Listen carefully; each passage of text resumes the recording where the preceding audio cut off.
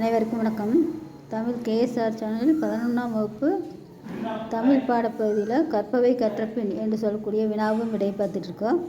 அதில் இயல் 2ல் செயல் பகுதி ஏதிலிக்குருவிகள் என்று சொல்லக்கூடிய செயலுக்குரிய கற்பவை கற்றபின் முதல்ல 2 வினாக்கள் கொடுத்துருக்கு. 2 வினாவையும் பாருங்கள். நகரங்களின் பெருக்கமும் பறவை இனங்களின் அழிவும் காரணங்களுடன் வகுப்பறையில் விவாதிக்க என்று முதல் வினா. அதற்குரிய படங்கள் இதோடு கொடுக்கப்பட்டிருக்கும். அடுத்த வினா, உங்களது மழைக்கால அனுபவங்களை கவிதையாக வெளிப்படுத்துக என்று சொல்லக்கூடிய வினாவும் இதோடு இணைந்து தரப்பட்டிருக்கு.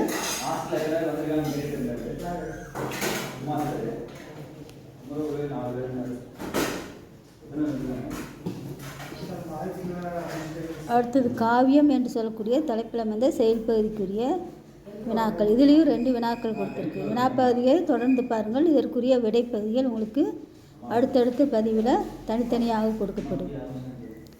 பிரமிளின் கவிதை தொகுப்பிலிருந்து உங்களுக்கு பிடித்த கவிதையை வகுப்பறையில் காட்சிப்படுத்துக. 2வது வினா, பறவை பற்றி எழுதப்பட்ட கவிதைகள் சிலவற்றை தொகுத்து கையேடாக்குக என்று சொல்லக்கூடிய பகுதி. இதற்குரிய விடைகள் வெவ்வேறு பதிவில் பார்ப்போம். நன்றி, வணக்கம்.